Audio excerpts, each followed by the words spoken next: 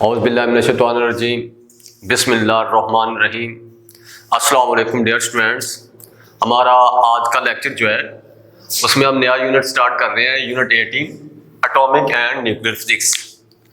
तो सबसे पहले इसका इंट्रोडक्शन है। इंट्रोडक्शन में आप लोगों के पास टॉपिक जो है एटॉमिक एंड एटॉमिक न्यूक्लियस, और ये इंतहाई सिंपल आसान सा टॉपिक है जिसमें हम एक एटम की स्ट्रक्चर के हवाले से और एक एटम के अंदर कौन कौन से पार्टिकल, उसका न्यूक्लियस और न्यूक्लियस में मौजूद कौन कौन से पार्टिकल्स हैं, ठीक है। उसके अलावा कुछ टर्म्स हैं जिस तरह एटॉमिक नंबर है आपके पास, उसके अलावा एटॉमिक मास, न्यूट्रॉन नंबर या आइसोटोप्स जो हैं उनके हवाले से भी थोड़ी बात करेंगे यहाँ पे। तो सबसे पहली बात कि आपके पास न्यूक्लियस होता क्या है। न्यूक्लियस आपके पास किसी भी एटम के सेंटर में वो हिस्सा जहां पे उसका पॉजिटिव चार्ज जो है वो कंसंट्रेटेड होता है, यानी न्यूक्लियस आपके पास वो हिस्सा जिसमें इलेक्ट्रॉन्स और न्यूट्रॉन जो है वो मौजूद होते हैं। तो न्यूक्लियस को सिंपली मैंने कहा कि region in an atom where positive charge is concentrated, कि ये वो रीजन होता है किसी भी एटम का जिसमें पॉजिटिव चार्ज जो है वो मरकूज होता है या पॉजिटिव चार्ज जो है वो मौजूद होता है। अब पॉजिटिव चार्ज किस वजह से है? पॉजिटिव चार्ज जो होता है वो ड्यू टू प्रोटॉन है, यानी प्रोटॉन पे पॉजिटिव चार्ज होता है, न्यूट्रॉन जो है उस पर कोई चार्ज नहीं होता, न्यूट्रल होता है। प्रोटॉन और न्यूट्रॉन दोनों न्यूक्लियस में मौजूद है, तो इसका मतलब ये हुआ कि न्यूक्लियस का जो पॉजिटिव चार्ज है वो ड्यू टू प्रोटॉन है, ठीक है। तो आपके पास nucleus region in an atom where positive charge is concentrated, ठीक है। उसके बाद एक और चीज, nucleons. Nucleus contains proton and neutron which are called nucleons. तो न्यूक्लियस जो है उसमें प्रोटॉन्स और न्यूट्रॉन्स होते हैं जिनको हम कलेक्टिवली, यानी प्रोटॉन और न्यूट्रॉन को मजमूई तौर पे हम न्यूक्लियॉन्स का नाम देते हैं। शॉर्ट में भी पूछा जा सकता है कि व्हाट आर द न्यूक्लियॉन्स, तो आप प्रोटॉन और न्यूट्रॉन को कलेक्टिवली न्यूक्लियॉन्स का नाम देते हैं। उसके बाद आपके पास ये कुछ टर्म्स हैं, लेकिन वहां तक जाने से पहले आप इसकी जो है स्ट्रक्चर पे आइएगा। इसकी डायग्राम देखें जरा, कि ये किसी भी कोई भी अपना एलिमेंट, उसका एटम जो है वो दिखाया गया है जिसमें ये आपके पास न्यूक्लियस में प्रोटॉन और न्यूट्रॉन जो है वो मौजूद होते हैं। प्रोटॉन को हम P से नोट कर रहे हैं, न्यूट्रॉन को N से। अब जो पहला शेल जिसको K शेल का नाम देते हैं उसमें मैक्सिमम 2 इलेक्ट्रॉन्स होते हैं, तो यहाँ पे 2 इलेक्ट्रॉन जो हैं वो दिखाए गए हैं फिगर में। जो सेकंड है आपके पास L शेल, उसके अंदर जो है वो 8 इलेक्ट्रॉन जो होते हैं वो समाये होते हैं, और यहाँ पे 8 इलेक्ट्रॉन जो है वो आपको दिखाए गए हैं। तो ये एक एटम जो है किसी भी एलिमेंट का वो दिखाया गया है और उसका न्यूक्लियस है यहाँ पे, ठीक है।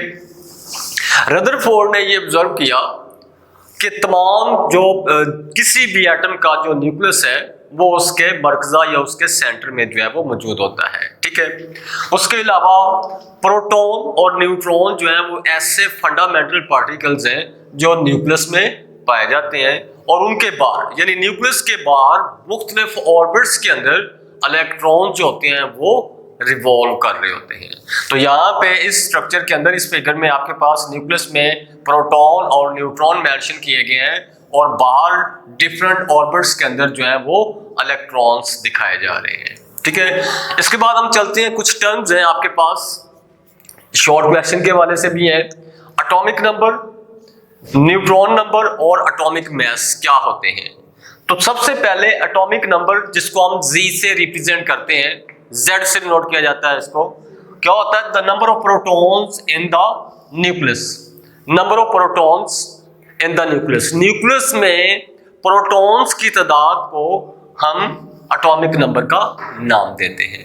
इस तरह से न्यूट्रॉन नंबर क्या है?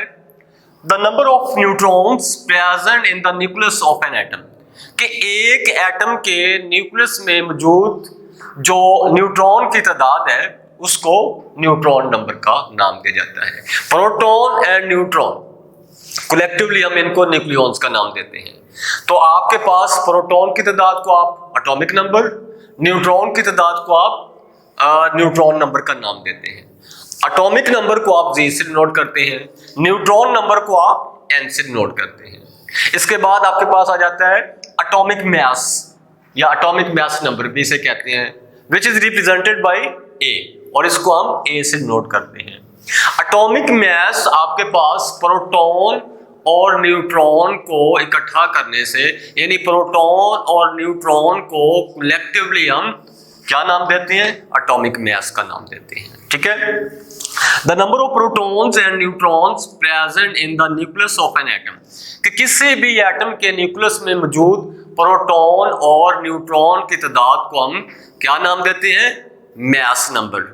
ठीक है, या एटॉमिक मास। तो आप इसको जब सिंबॉलिकली लिखेंगे तो आप इसकी इक्वेशन जो है उसको कुछ इस तरह से भी लिख सकते हैं कि आपके पास जो एटॉमिक मास है, atomic mass A is equal to Z, यानी प्रोटॉन की तादाद प्लस न्यूट्रॉन N, वो आपके पास हो जाएगा एटॉमिक मास। तो आप इसको इक्वेशन जो है वो कुछ इस तरह से भी लिखी जा सकती है। इसके बाद आइएगा आप आइसोटोप्स। आइसोटोप्स क्या है? हाइड्रोजन के आइसोटोप्स कितने हैं हमारे पास? हम एक एग्जांपल ले रहे हैं हाइड्रोजन के। यहाँ पे आइसोटोप आपके पास atom of an element have या having same proton but different number of neutrons. Atoms of an element, किसी भी एलिमेंट के वो एटम जिनका एटॉमिक नंबर जो होता है वो सेम होता है, लेकिन उनका मास नंबर जो है वो डिफरेंट होता है। अब मास नंबर जो है वो डिफरेंट कैसे होगा? एटॉमिक नंबर मींस के जो प्रोटॉन की तादाद है वो तो सेम रह रही है, जो न्यूट्रॉन की तादाद है वहां पे वो तब्दील होती है। तो जो एटॉमिक मास तब्दील हो रहा है वो due to the change of neutron, या न्यूट्रॉन की तब्दीली की वजह से एटॉमिक मास जो है वो चेंज होता है, प्रोटॉन की तादाद सेम रहेगी। Atoms of an element having same proton but different number of neutrons is called isotopes। अब हमारे पास ये एक एग्जांपल दी गई है हाइड्रोजन के आइसोटोप्स। 3 आइसोटोप्स हैं हमारे पास हाइड्रोजन के, जिनमें प्रोटियम, ड्यूटियम एंड ट्रीटियम। ठीक है, तो उनके एटॉमिक नंबर, एटॉमिक मास जो है और साथ में उनकी जो इलेक्ट्रॉनिक कॉन्फ़िगरेशन है वो भी दिखाई गई है। तो सबसे पहले आपके पास यहाँ पे प्रोटियम। प्रोटियम क्या है? एक प्रोटॉन होता है उसमें, 1 प्रोटॉन और 1 0 न्यूट्रॉन, कोई न्यूट्रॉन नहीं होता इसमें। तो एक प्रोटॉन, जब हम इसका एटॉमिक मास कैलकुलेट करेंगे तो हम करेंगे 1 + 0, मींस के 1 proton plus 0 neutron is equal to atomic mass जो होगा वो भी 1 आ जाएगा आपके पास। ठीक है, प्रोटॉन बाहर एक ही इलेक्ट्रॉन होता है। तो ये जो आइसोटोप है इसका, इसको हम प्रोटियम का नाम देते हैं। अब नेक्स्ट जो है वो आपके पास है ड्यूटियम। ड्यूटियम में क्या है? उसमें एक प्रोटॉन होता है, एक ही न्यूट्रॉन होता है। जब हम उसका एटॉमिक मास करेंगे कैलकुलेट तो उसमें हमारे पास प्रोटॉन प्लस न्यूट्रॉन क्या होता है? Proton plus neutron. तो उसमें 1 प्रोटॉन प्लस 1 न्यूट्रॉन, तो आपके पास जो एटॉमिक मास हो जाएगा उसका वो 2 हो जाएगा। यानी इसमें एक ही प्रोटॉन है, एक न्यूट्रॉन है इसमें, तो जो एटॉमिक मास होगा वो 1 हो जाएगा। नेक्स्ट आपके पास है तीसरा आइसोटोप इसका, ट्रीटियम। ट्रीटियम में क्या है देखिएगा, एक प्रोटॉन 2 न्यूट्रॉन होते हैं इसमें, एक प्रोटॉन 2 न्यूट्रॉन। तो आपके पास एटॉमिक नंबर तो सेम रह रहा है क्योंकि तीनों में हमने देखा कि एक ही प्रोटॉन है, लेकिन यहां पे न्यूट्रॉन कितने हैं? 2। तो जब आप इसका एटॉमिक मास कैलकुलेट करेंगे तो वो 3 हो जाएगा, क्योंकि एक प्रोटॉन 1 प्रोटॉन प्लस 2 न्यूट्रॉन, तो ओवरऑल आपके पास 3, तो एटॉमिक मास जो है वो इसका 3 हो जाएगा। ठीक है, हमने देखा तीनों आइसोटोप्स के अंदर प्रोटियम, ड्यूटियम एंड ट्रीटियम, इन तीनों में एक प्रोटॉन, ठीक है, जो कि सेम रह रहा है, और न्यूट्रॉन की तादाद जो है वो तब्दील होती है। प्रोटियम में कोई न्यूट्रॉन नहीं, ड्यूटियम में 1 और ट्रीटियम में 2 न्यूट्रॉन होते हैं। ठीक है, एक बार फिर से सुन लीजिएगा सारी बातें यहाँ पे कि आपके पास एटम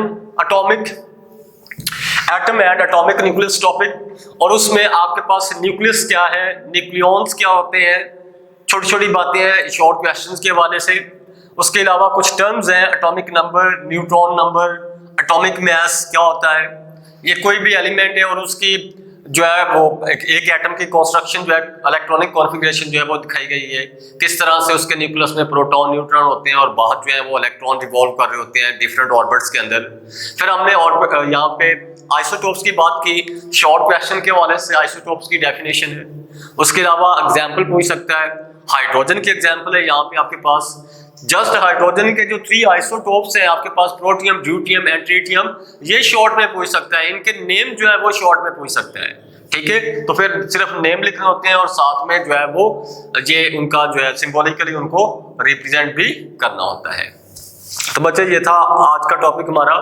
इंशाल्लाह नेक्स्ट वीडियो के अंदर हम चल के नेचुरल रेडियो एक्टिविटी और बैकग्राउंड रेडिएशन क्या होती है इस वाले से बात करेंगे। तब तक अपना ख्याल रखिएगा। अल्लाह हाफिज़।